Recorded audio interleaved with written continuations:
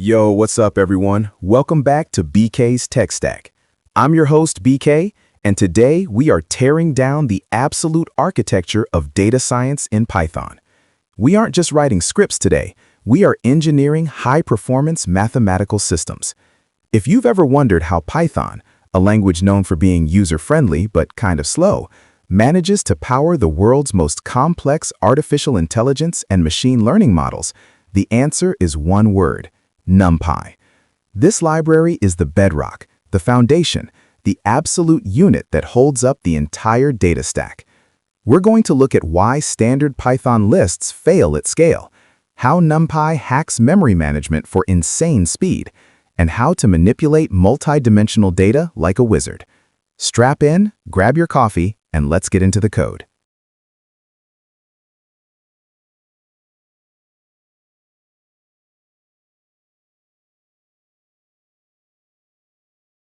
Let's pop the hood on the indi_array object. This isn't just a container, it's a smart wrapper around a block of raw memory. When you instantiate an array, you're dealing with a few critical attributes that define its existence.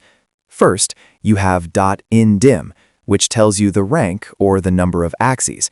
Is it a line, a square, or a cube? Then you have .shape, a tuple that gives you the precise dimensions, like 2 rows by 3 columns. But the real MVP here is .dtype. Because NumPy arrays are homogeneous, the system needs to know exactly how many bytes each element takes up. Is it an int32, a float 64? This strict typing allows NumPy to traverse the array at compiled code speeds. If you try to mix types, NumPy will upcast everything to the most complex type to maintain that structural integrity. Understanding these attributes is non-negotiable if you want to debug shape mismatches later in your neural networks. Visualizing data is half the battle. In NumPy, we start with 1D arrays, which we call vectors.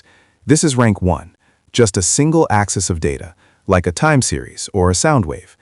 Level up, and you get 2D arrays, or matrices.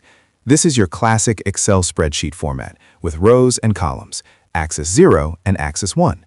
This is where most of your tabular data lives. But in deep learning, we go deeper. We have 3D arrays, often called tensors. Imagine a stack of spreadsheets, or a color image where you have height, width, and 3 color channels, RGB. NumPy handles n-dimensional arrays effortlessly. The syntax is clean. You pass a list or a list of lists into np.array. But remember, the nesting has to be consistent. You can't have jagged arrays here. Everything must align perfectly to form a grid, or the whole optimization falls apart. Here is where the magic happens. If you are writing for loops to add 2 arrays together, stop immediately. You are doing it wrong. NumPy supports vectorization. This means you can apply mathematical operations to entire arrays at once, just like you would with single numbers. You want to add 2 arrays? Just type array A plus array B. Want to divide every element by 5? Array A divided by 5. Under the hood, NumPy delegates this to optimized C and Fortran code, utilizing SIMD, single instruction, multiple data, instructions on your CPU. It applies the operation to multiple memory blocks simultaneously. This isn't just a little bit faster. We're talking orders of magnitude faster than Python loops. It makes your code cleaner, more readable, and incredibly efficient. This is the elegant part of the tech stack I'm always talking about.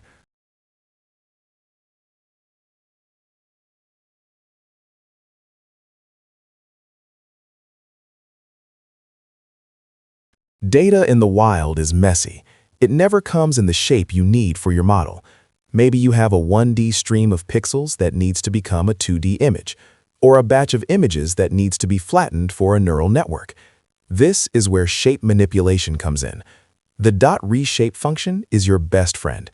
You can morph a 12-element vector into a 3x4 matrix or a 2x6 matrix instantly, as long as the total number of elements remains constant.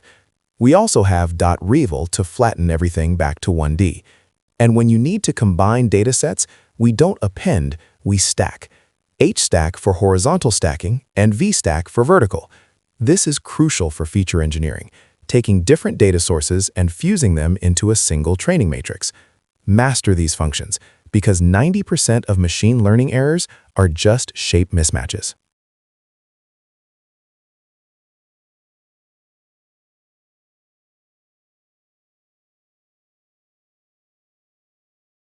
Beyond basic arithmetic, NumPy is a scientific calculator on steroids.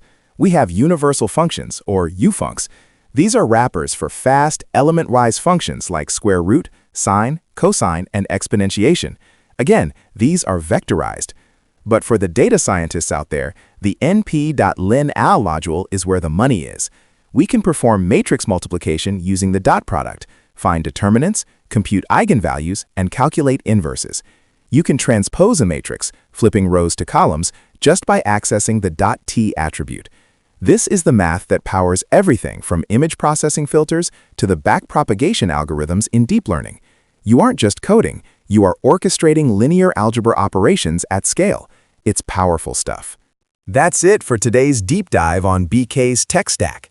We've covered the architecture of NumPy, from memory management and ND arrays to the insane power of broadcasting and linear algebra. If you want to be serious about data science or AI, you cannot skip this step. NumPy is the engine under the hood of Pandas, scikit-learn, and TensorFlow. If this logic clicked for you and you're ready to level up to data frames and visualization in the next video, smash that like button, subscribe to the channel, and hit the bell so you don't miss the upload. I'm BK, keep optimizing your code, and I'll catch you in the next one. Peace.